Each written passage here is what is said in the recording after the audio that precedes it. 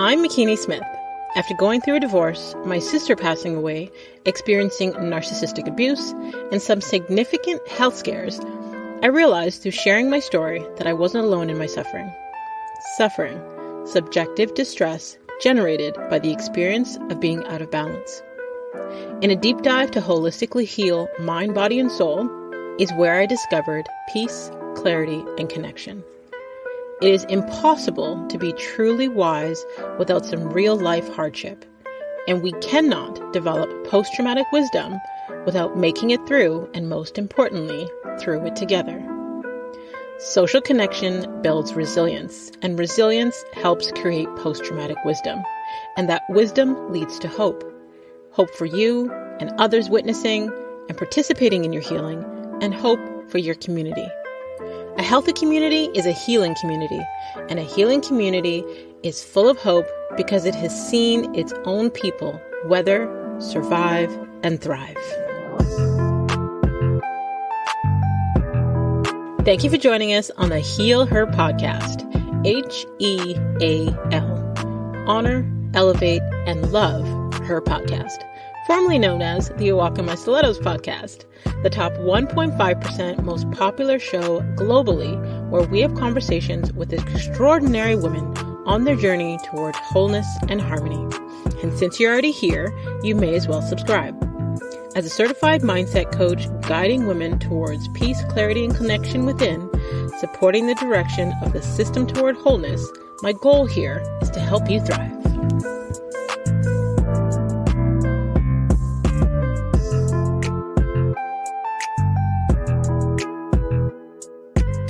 Libby Ward is a digital creator, speaker, and mental health advocate with a deep commitment to breaking the cycles of trauma.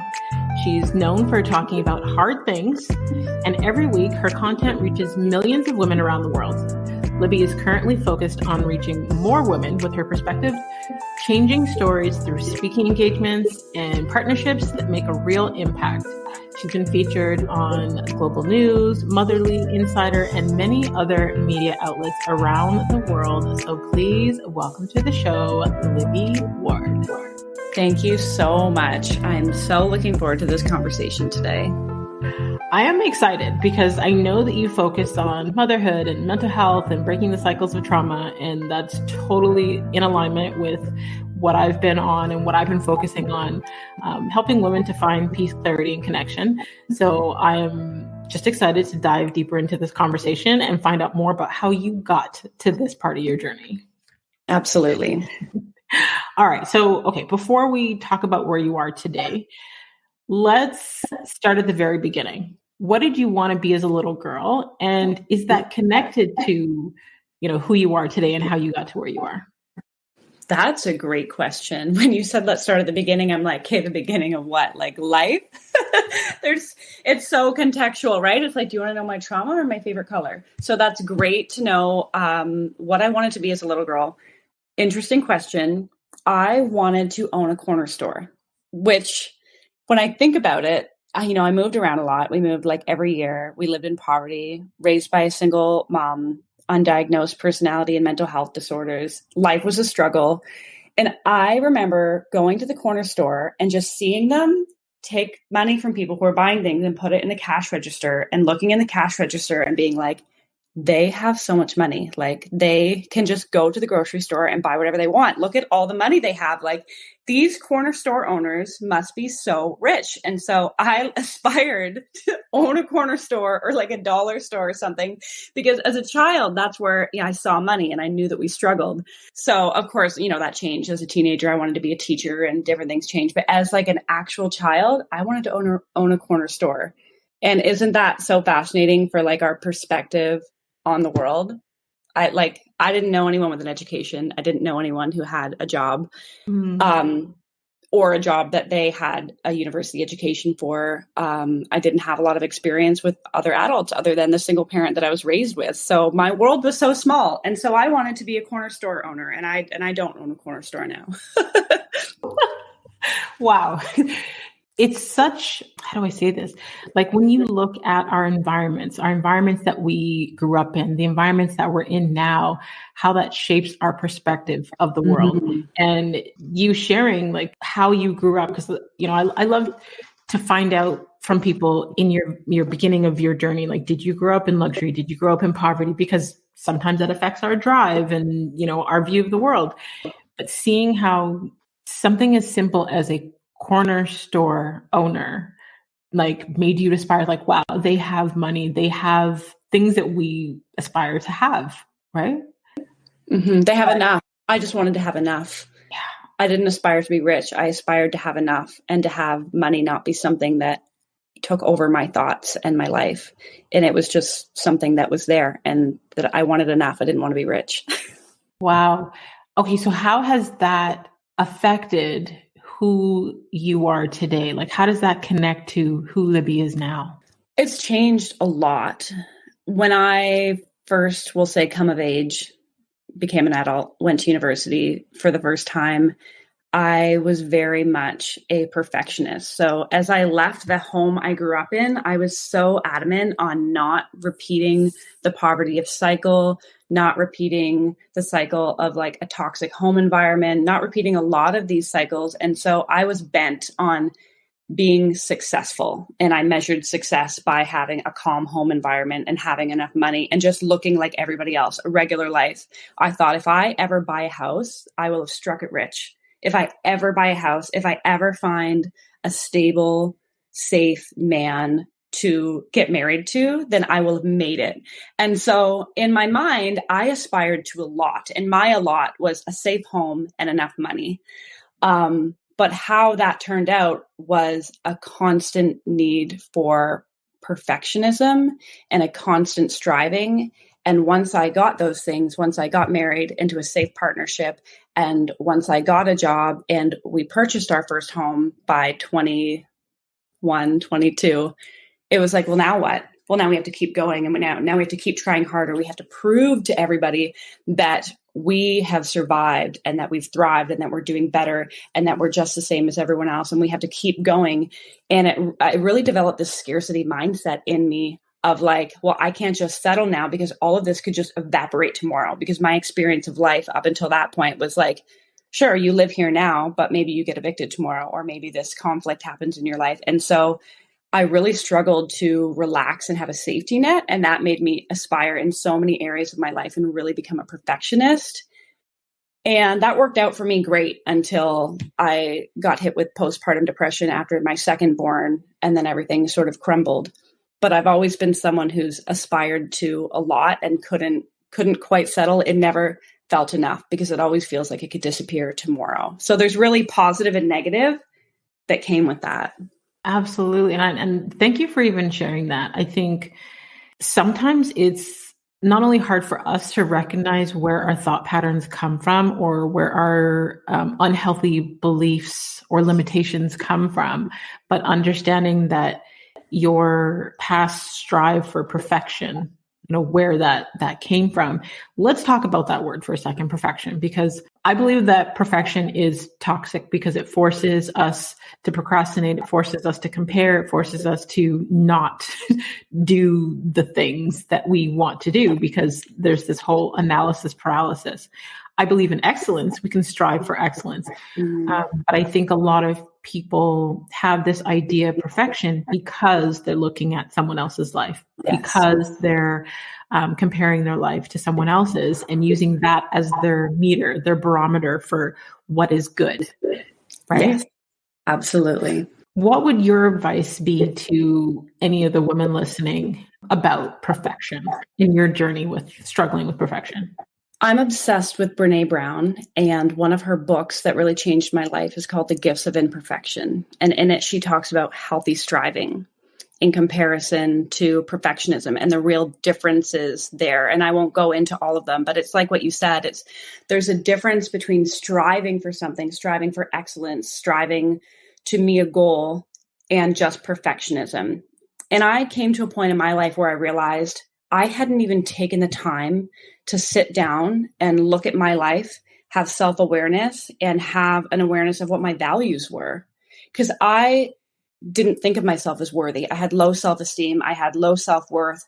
I didn't have much of a backbone. And so instead of asking myself, what do you want out of life? What's important to you? Is it money? Is it time with your family? Is it travel? Is it recreational? Like, is it recreational activities? Is it healthy relationships? What is the most important to you? And then you can prioritize striving for those things and then leaving the other things that don't actually matter to you, that might matter to other people. And it's fine that they matter to other people.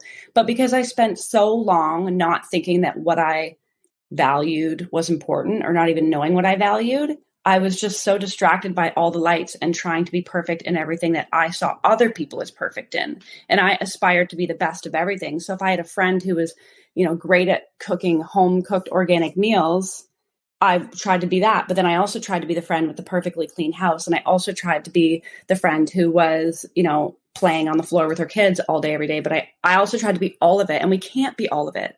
And so it wasn't until I was like, what is actually important to me? And how can I focus on that so that I don't get burnt out and exhausted by trying to be perfect in everything? Let's put my energy into striving towards what's valuable to me. And that really was I don't want to say cure for perfectionism, because I still tend to be an achiever and an overachiever. But it's now much easier for me to say, you know what? My house is a mess and it doesn't matter to me because that's not my priority. And I value what my priorities are. But you can't value what your priorities are if you don't take the time to be like, what do I value? And to know that it's important, even if it's different than what's important to somebody else. Yes. You said so many things I want to unpack there. I love all of it. Totally resonate with it. I think that naturally as people, it's easy for us to project our inner insecurities or things that we either don't like about ourselves, our past, our lives, whatever, onto other people. And I think it requires a lot of effort to, instead of project, to reflect and to ask ourselves the questions and to look at ourselves. And I think one of the strong points that you made is about creating that definition for yourself, that definition of what being a good mother looks like, the definition of what success looks like to you, that definition of what perfect is for you, that definition for yourself. And then you're able to basically focus on what's essential, focus on what's important to you, what's a priority to you, rather than what's a priority to someone else. Because as moms, yes, we're both women. Yes, we're both moms, but our priorities may differ. So I can't look at your life and judge my life based on what's happening in yours and vice versa, right? So I think that's a very strong point that you made, as well as like your values. I think oftentimes people will look at people on social media that are doing well and compare their lives to that person, not realizing that you may have completely different values. You may admire how someone looks online or how their life looks online, but that person's priorities may be superficial, it may be money or fame or whatever. But then you as a person looking at them saying, well, I could never do that, or I'm not them, but yet your values are impact and service, and you can't compare those things. So it's knowing what your values are and aligning with people that have those similar values. So you spoke to so many points that I was like, okay, where are we going to unpack first? I'm a bit of a rambler. I do ramble. I should have warned you on that one. I love it. And it's not even rambling to me because I get it. So I'm following along. I totally get it. And I think that's another thing that we often do is we'll label ourselves based on, what I mean, our idea of someone else or what someone else is doing. But it's like, to me, I resonate with what you're saying. I understand what you're saying. It aligns with my beliefs as well. So it doesn't seem like it's rambling. It may to someone else who isn't there yet, or who, you know what I mean? So I think naturally we have a tendency to label ourselves things sometimes that are also based off of our own inner securities because of past experiences. Right? Oh, absolutely. I've always been the person who's talked too much. I was too loud. I was too much. I was too opinionated. I had too many thoughts. And I spent so long trying to make myself small or make my sentences more concise or fit into a box that other people wanted me to fit in. And it's taken me a long time to own who I am and how much I have to say and how strongly I say it. But it's still there. That seed of insecurity is still there, of, even though I know this is who I am and I accept who I am, I still feel that tinge of, I need a disclaimer. By the way, I'm like this. By the way, I know I have flaws. I almost feel like if I beat people to the punch in telling them my flaws, then it doesn't hurt as much. I'd be like, I know I'm like this. I know I'm a hot mess, or I know I'm whatever. And it's like, it doesn't change the fact that I am or I'm not. It just makes me feel better to say, you might be thinking this about me, but don't worry. Like, I already know it about myself. Yeah. Yeah. I completely resonate because I do the same. I get it. I get it completely. And, most of us, if not all of us, are adults that are walking around with our childhood wounds, our childhood traumas, and showing up with our trauma responses. And part of our armor is like, well, you can't hurt me if I've already put it out there. Right. I've always had that belief, because sometimes I say things, and I used to overshare on social, and people are like, did you really just put that out there or write that? And I'm like, well, what can someone else say about me if I've already said it? Like, it's already out there. Yes. Yep. You're preaching to the choir. Yeah, I get it. But even the phrase of oversharing has this negative connotation, right? Or when people say to me, oh, you're so brave for saying that. Or, we talk about oversharing. Even when we say it about ourselves, it can have this, like, by using the word oversharing, it's saying it's too much. It's more than normal. It's over the capacity for what people can handle. It's not in the box that you're supposed to be as a woman or as a person. And it's like, who decides what's normal? Who decides what's a normal amount to share? Just because society likes to keep secrets, and society struggles with vulnerability, and society rewards inauthenticity, why is it that my sharing of my honest truth is oversharing? Why is it too much? And like pulling apart the social construct of like, what is oversharing? What's socially normal? And who gets to decide that? Yeah, I agree with you 1,000%. I think it also comes down to intention. So with, what's quote unquote normal, right? Like if we were to look at an average of anything, right? It's just, there are people who are above or below that invisible line of normal. I am someone who, like yourself, I don't fit into boxes. I just say I'm claustrophobic. Don't put me in a box. I can't breathe. I'm not your typical mom. I'm not your typical woman. I'm not any of those typical things. I don't fit into that box. I don't want to ever fit into that box. But I feel like when it comes to quote unquote oversharing, I agree with you. It's society has created those boxes. And I believe that our transparency helps other women to not feel alone. It helps other women to be able to walk in their own greatness. It helps other women to be inspired to do the same, to change those generational patterns. But I also believe there are some people who are in their place of, they haven't even started their healing journey, and whether they're sharing because they want the attention or the sympathy or, any of those things. That's not what we're doing, but just understanding there are the word I'm looking for. And neither is good or bad. It's just about a different place in their journey, or a different, yeah. There's different intentions and there's different risks as well. I mean, with vulnerability and with sharing our lives does come risk. And, whether it's to our reputation, whether it's to our relationships in our families or other relationships we have, there's risks that come with vulnerability. And for me, I had to get to a place where when I'm going to share something, I have to weigh the risks. The benefits are connection. The benefits are helping people. The benefits are letting people know they're not alone, making those little minor connections for other people to help them along in their journey. And are those benefits worth the risks in my life? And without that, again, awareness of ourselves and awareness of benefit and risk, vulnerability can be damaging and can be hurtful. Not that it's right or wrong, but it can cause pain and hurt if we're not aware of what it actually means to share that information. Yes, you said that perfectly. Like, it's going to make me now reevaluate the content that I put up when I'm looking at the risk assessment, the benefit assessment. Like, I'm someone who intentionally shares to either be of service, to inspire, to educate, all those things. To give you a quick example, I had someone comment on a story I posted a week ago because I was talking about a lot of the people who I interact with online, because social media can be an interesting place. It is what you make of it, right? It can be good and it can be bad. Mm-hmm. But I like to follow people that inspire me, people I can learn things from, people that are teaching me something.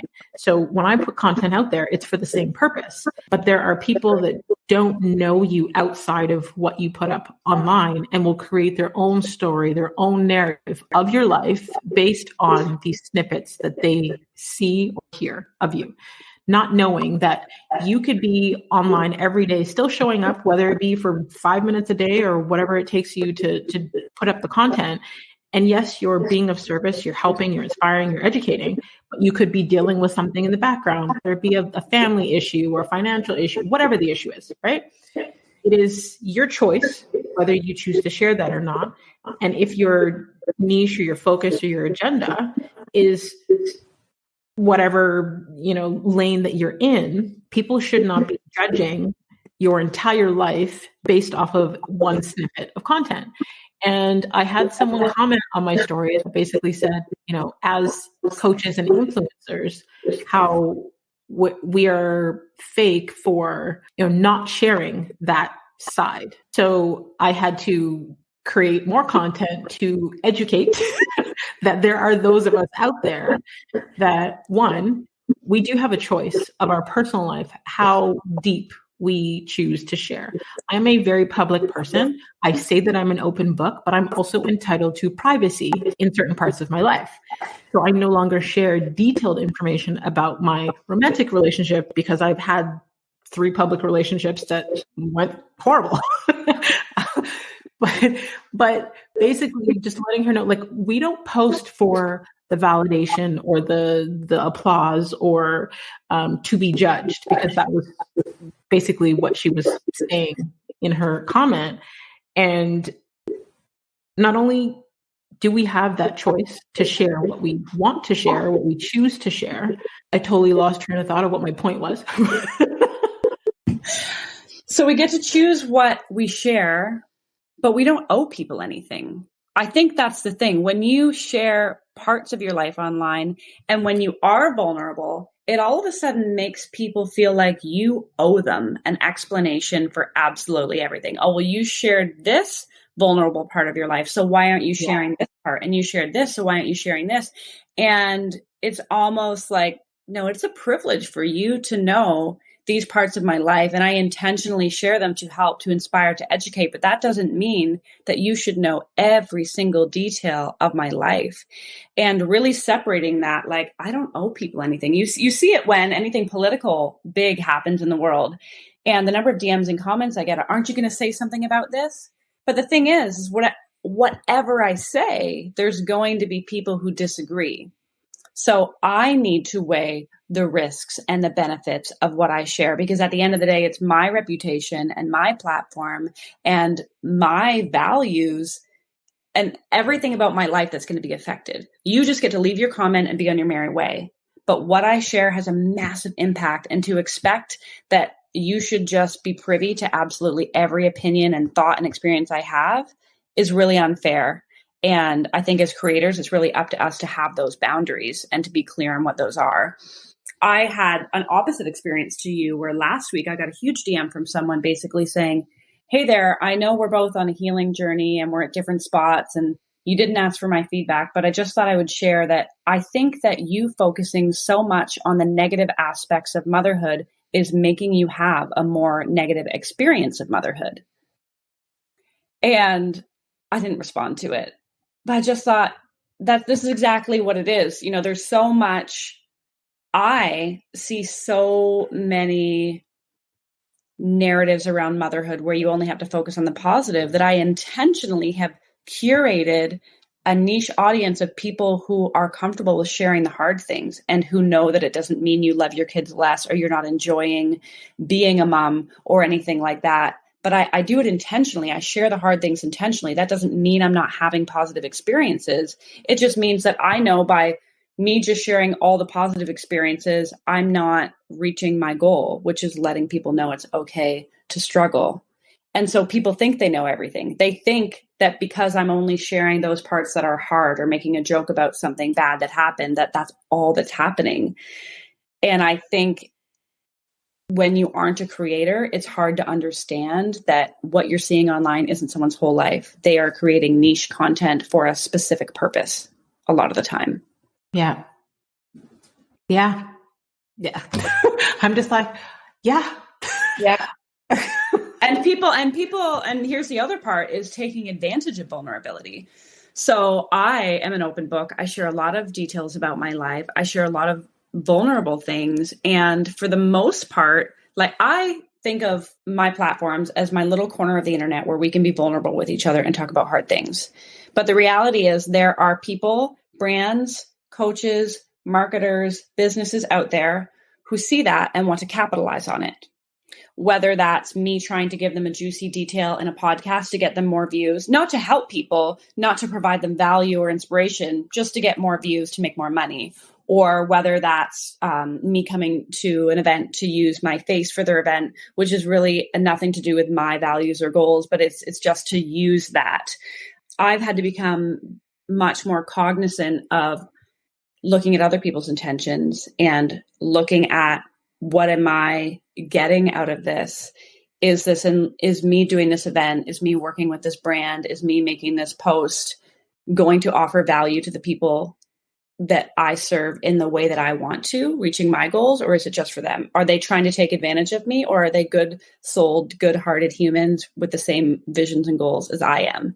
And it's just I've been hurt a few times. I've been taken advantage of, and it just makes you step back and like rethink every collaboration and every conversation and every new friendship as it comes through the door. I think it's very important as a woman, especially a woman in business, to look at the exchange of value. A lot of us are, when you said the story in the beginning about seeing the cashier and money, like a lot of us are conditioned to believe that the value is only in money. But if you look at what people are looking for from you, it's your energy. The brands are looking for, because it takes you energy to create the content for the brand partnership. It takes your energy to do the interactions and the exchanges. It takes your energy to show up to their event, to show your face, interact with people and network. It's your energy.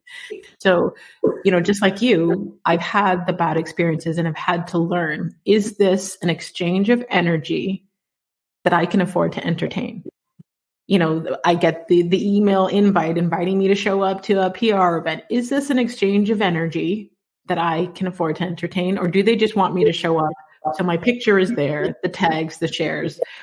Or is there an exchange of value here? Absolutely. And that starts with valuing your energy. And that's whether you're a woman in business or you're a stay-at-home mom or you're any woman. We need to know our value and see our worth before we can put up boundaries around it. Because you can't have boundaries around something you don't think is important or you don't think is valuable. So we need to actually say, you know what, my energy is important. What I do is important. What I say, how I spend my time is important and is valuable. And I guess what I'm just trying to say is like, you can't execute on any of those things unless you actually believe that you're valuable and worthy. Yes. Agreed. Okay. So let's talk about boundaries. I want to talk about boundaries. Well, it's going to apply to everyone, not just women in business, not just stay at home. It's going to apply to everyone, because when you create a boundary, it is to protect what is inside. It is to hold sacred what's inside of this boundary. But once you do that, there are people that are upset and angry and they will say certain things and create smear campaigns, do whatever, because they feel that they're not even looking at the perspective of you're trying to protect something. They look at it as you're keeping them out. You've changed. You were doing them wrong because they no longer have access to your energy. So let's talk about boundaries for the women that are listening. How did Libby learn to create boundaries? A lot of therapy. A lot of therapy, and Brene Brown will say. And the death of my father last Christmas. My condolences. Thanks. I've been in therapy for, let's say, 7 years now, regularly, working through a lot of things, everything from my childhood to different traumatic experiences I've had, being a perfectionist, being a people pleaser, valuing other people's emotions and wants and needs and experiences more than I value my own. And I would say for 5 of those 7 years, I had the knowledge of what boundaries were, and I had the understanding of why they were important and the impact of what having them would have on my mental health and my peace. And I knew all the good things that would come from having boundaries, and I knew what the bad things were that would come. And by bad things, I mean, people being unhappy with them or feeling like you're disappointing people or guilt. I had all the logical knowledge around boundaries, but I really struggled to actually not only set them, but maintain them. Because we talk about setting boundaries, it's more work to maintain boundaries than it is to set them. Because and if it's someone that you need boundaries with, then you're definitely going to need to keep repeating them, because you wouldn't be having to put up boundaries in the first place if they were someone who was respecting them.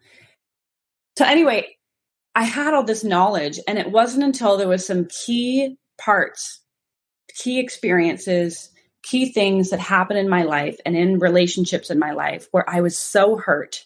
And it reminded me of all the other hurts that have happened in the same situations with the same person over many, many years. And I just kept getting hurt and kept going, no, we'll do boundaries next time. We'll do boundaries next time. And it wasn't until my dad was in the hospital last Christmas and, we thought he would get out.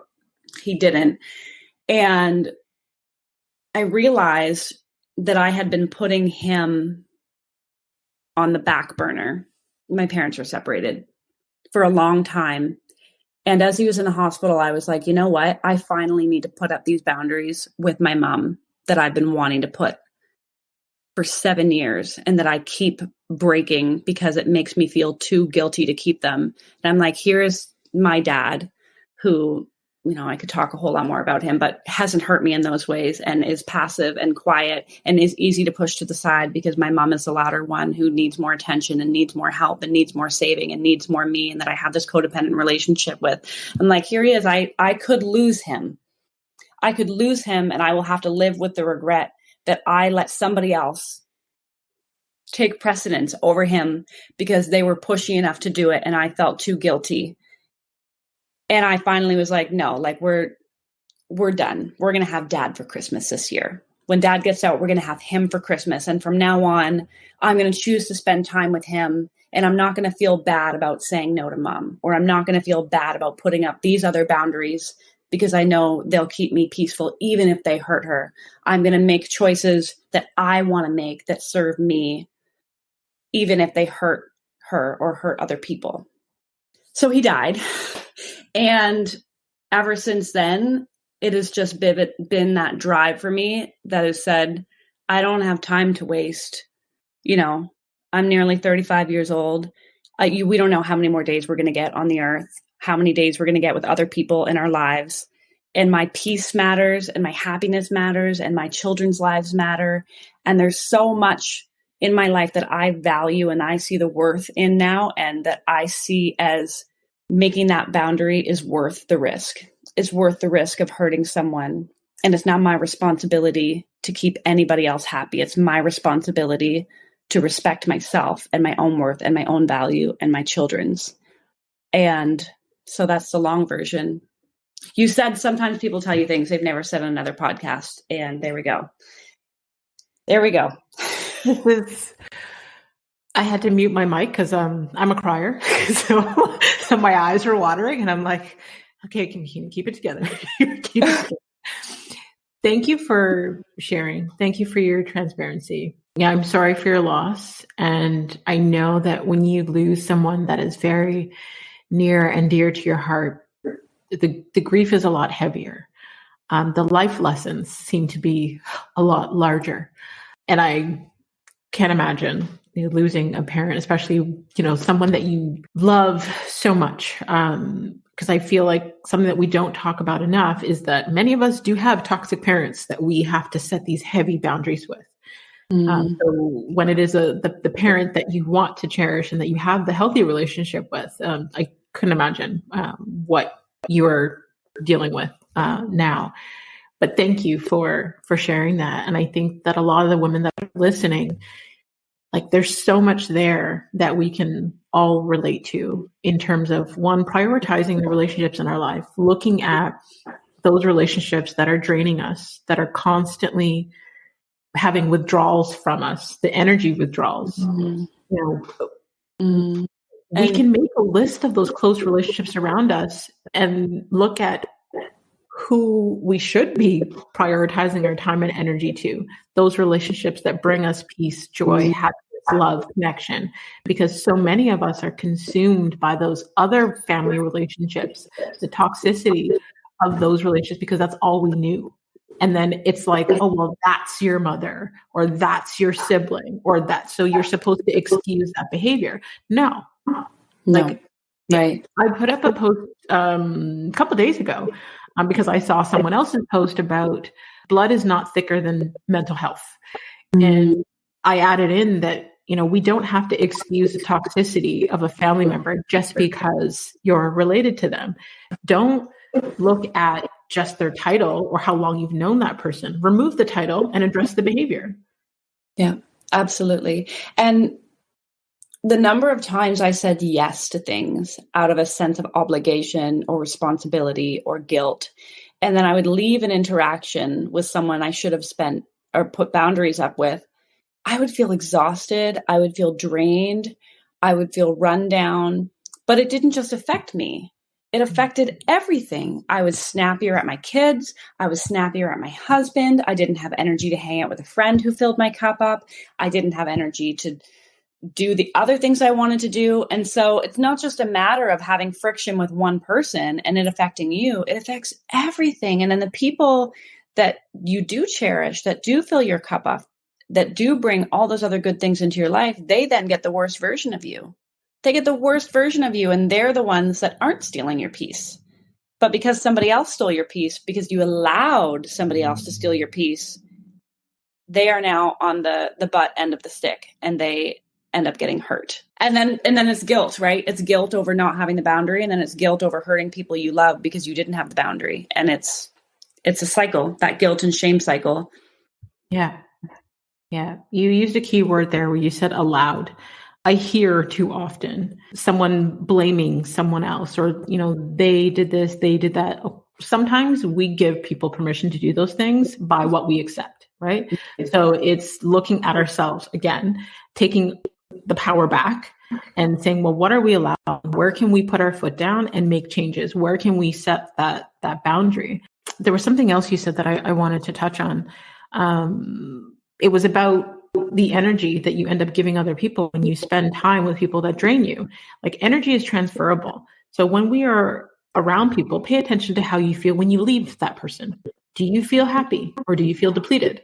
This is why I don't take random incoming phone calls anymore, because you could be having a great day and someone call you and totally knock you off your behind with whether it be their own drama or something else that isn't an emergency and throws off your entire day. So pay attention to how you feel when you interact with people, and give that energy to those that lift your spirit, those that bring you peace, those that bring you joy, those that understand or allow you to just be.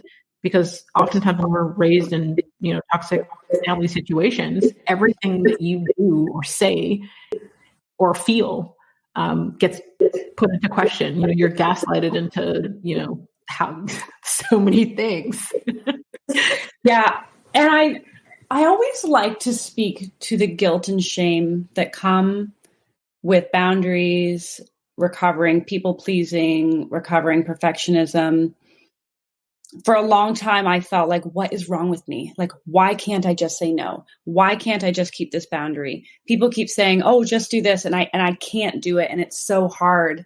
And I really had to get to a place where I had to give myself grace and say, you were conditioned for 18 years daily, sometimes more often than daily. You were conditioned to value yourself less, to value your feelings less, to value your needs less, to fully believe in your core that what other people wanted and needed was more important than what you wanted and needed. And having the knowledge that boundaries are going to help you and having people tell you to set them up and knowing that that piece is going to come can't happen overnight. It takes a lot of unconditioning and unlearning what you were conditioned to be like for 18 years. So give yourself grace in the process of setting boundaries. Know that just because you set boundaries and just because you may get some peace, it doesn't mean the guilt's not still going to come, or that you're not still going to feel some shame around why it's so hard for you, or that you still feel responsible, even though you know you shouldn't feel responsible.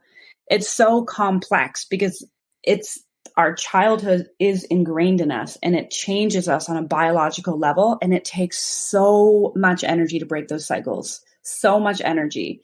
And that is energy that you're then taking from other parts of your life. And so you're not a failure. You're not just a hot mess. You're not just a terrible person who sucks at adulting and boundaries. You're a human being who's been conditioned a certain way, and you're putting energy into unlearning those things. And it's going to take time.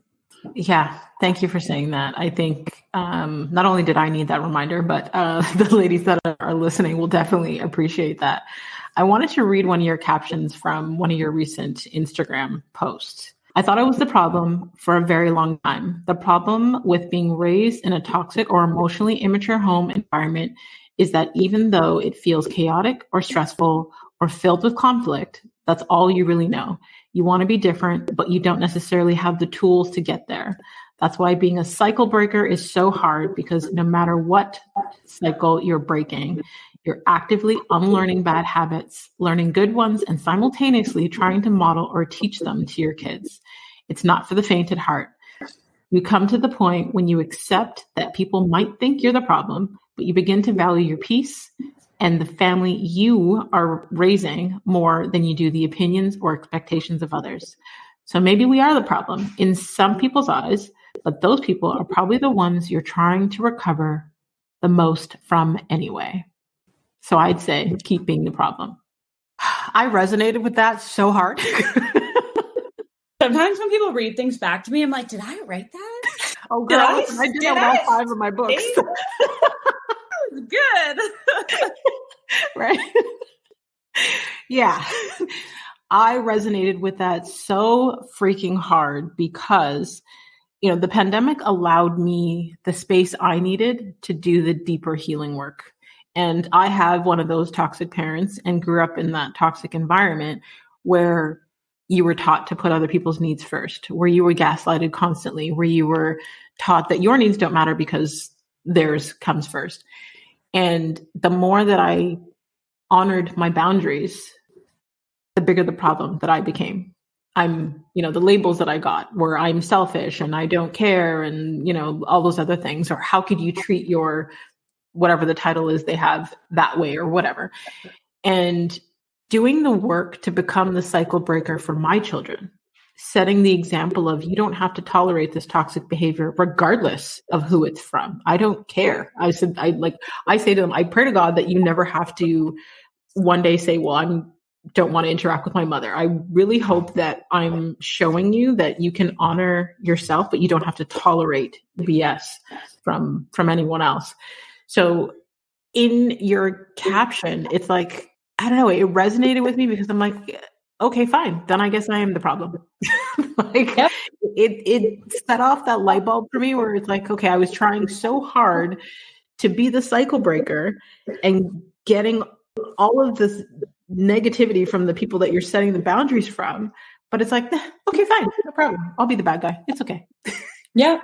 And you can't be a cycle breaker and be liked by everyone in the process. Yeah. By having boundaries, by knowing who you are, by knowing your worth and your value and acting on that, you are going to ruffle feathers. And if you're not ruffling feathers, then you're not being true to yourself. Yeah. And if people can't respect that your needs and your peace are valuable as well, That's on them. That's not on you. Yeah. So let's talk about that quickly. Like, obviously, doing the work comes with challenges and bumps. And when you have children, you're trying to reprogram what you've learned and change that cycle for them to help them not have to deal with the generational trauma and things like that. So how has motherhood changed you? That's a whole other podcast. How has motherhood changed me? I think I said this to someone yesterday. All throughout, let's say, my daughter's life, I look at her and I see qualities in her that I think are the most amazing, beautiful, magical, strong, wonderful things. And they are the exact same qualities I have hated in myself. And, you know, I look at my children and I think for so long, I didn't think that I was important and I didn't value myself and I didn't value my needs and wants. And it wasn't worth setting the boundaries because I didn't think much of myself. But I care more about you than I care about myself. And it makes it worth doing the work. And I think when I started off resonating with being a cycle breaker and trying to change those cycles, it was out of a desire to not continue the cycle for them because I saw them as more important than me. I thought it wasn't worth my energy to do all of this for myself, but it's worth it for you. And eventually that turned into, if you're worth it, then I'm also worth it. It's not just for you. It's not just about being a martyr. It's not just about my kids are my whole world and my kids are everything and they deserve it even when I don't. It started off as that and it turned into, but I'm also a child and I'm also human and I'm also somebody other than just a mother. I'm a child who is hurt and a mother who is tired and a human who deserves rest and play and leisure and success and all the things that I want for my children. And maybe my parent couldn't think that or do that or act on those beliefs for me. And maybe I'm doing that for my kids, but I can do it for myself too. And so it's changed me in that it's made me realize that I am just as valuable as they are as human beings. And it's made it worth breaking the cycle. Wow. That was beautiful, Libby. I had to mute myself again because I was sniffling. Here you go, making me cry again. Making me cry twice in one podcast. Honestly, on these podcasts, we either cry a lot or we laugh a lot, or both. So I like both. My bio used to say, laugh, cry, give yourself grace. Because you can't be all or you can't be all of it. That's why my account is like, I'm doing a very terrible version of the worm and breakdancing in one video. And then I'm like making you cry about motherhood in the other, because we can't have all of one. If you make a joke about everything, you can't really grow because everything's a joke. And if you're serious about everything, then it's like, life isn't supposed to be like that all the time. Yeah. Let's do both. Let's laugh and cry and give ourselves grace. Absolutely. Oh, wow. Okay. I don't know where the time disappeared to. Like, where did the time go? Okay. So before I go to the rapid fire, the final segment of the show, I want you to tell people where they can stay connected with you online.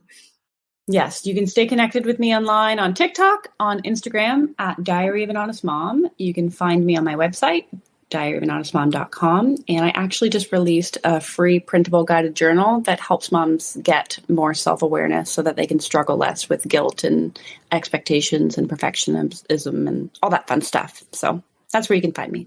Love it. Love it. Love it. I will have all of the details where they can connect with you in the details section of the episode, so they don't have to search too far. They can just click and connect with you directly. Because I'm all in my feelings now and I need to go sniffle. We're going to try to make the rapid fire rapid. Okay? Awesome. I'll try my best. Okay. Okay. So finish this sentence. I forgive myself for not valuing my worth. Love it. What advice would you give to a woman trying to rush her healing journey? Slow down. It's not going to happen overnight. Love it. What failure has taught you the most about life? And do you have a favorite failure? This is supposed to be rapid? Rapid, deep questions. Okay. I can't think of a specific failure other than trying for too long to be perfect and fit into everybody else's box. What's the second part of the question? If you had a favorite failure. I don't have a favorite failure. I can't think of any. I fail constantly. Right? Yeah. Failing our way to success. Yes, exactly.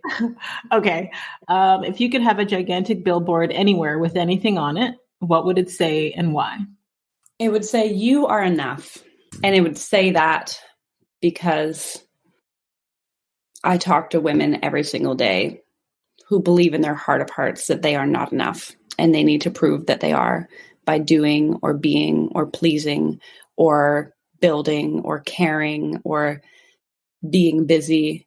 And I want everyone, but women specifically, to know that they don't need to do anything or serve anyone or care for or work for anything to be enough. Simply as you are, you're enough. Oh, okay. Name the most worthwhile investment that you've ever made. And that could be of money, time, energy. My most worthwhile investment I've ever made professionally was wasting hours on TikTok every day for the first year of the pandemic, because I never would have connected with the women I connect with now, built a platform, built a business, and be making the waves in the world I think I'm making today. And that was a lot of time that caused a lot of friction because I was quite into the whole TikTok thing. But it jump-started me. That's the biggest time investment. I guess personally, the best investment I've made is energy into cycle breaking with my children. It's so hard. It would be so easy just to continue the cycle, just to yell when I want to yell, ignore when I want to ignore, send them to their room and ignore their needs. It'd be so easy to do the things that I naturally, instinctively want to react to.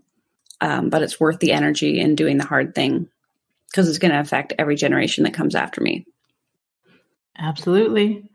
Absolutely. Okay. Last but not least, what impact do you want to have in the world? I want to change the narrative of what it means to be a good mother. That's what I want to do. That's powerful. I have goosebumps. I'm only not talking because it's supposed to be rapid. I have more to say, but we'll save that for the next episode. Honestly, thank you so much, Libby. You know what? I say this all the time and I say it publicly. Like, part of me doing this podcast is selfishly for me. I think these conversations are so healing. I think that I think I'm blessed to connect with women like yourself that are okay with being vulnerable and transparent. I think that you women that are sharing your stories, the good, the bad, the ugly, and using your platform, not just to show the light, but to also let people know the shadow side of things, is so needed. So thank you for just being who you are. Thank you for your energy today. I truly appreciate you. You're welcome. Thank you for having me. This has been a great conversation. I've never cried so much in a podcast. So get that medal. Thank you so much, Libby. And, to all you healers out there, until next time, subscribe on all platforms. Don't forget to rate the show and leave us a review on Apple Podcasts. And I just want to thank each and every single one of you that continues to listen each week. So that we globally rank in the top 1.5% of most popular shows out of all podcasts, because that's almost 3 million. So I'm just mind blown. But I would love to know what resonated with you.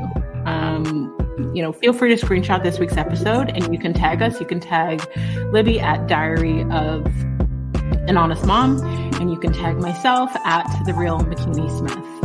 A healthy community is a healing community, and a healing community is full of hope because it has seen its own people weather, survive, and thrive. So let's continue to heal her. Thank you. That's great.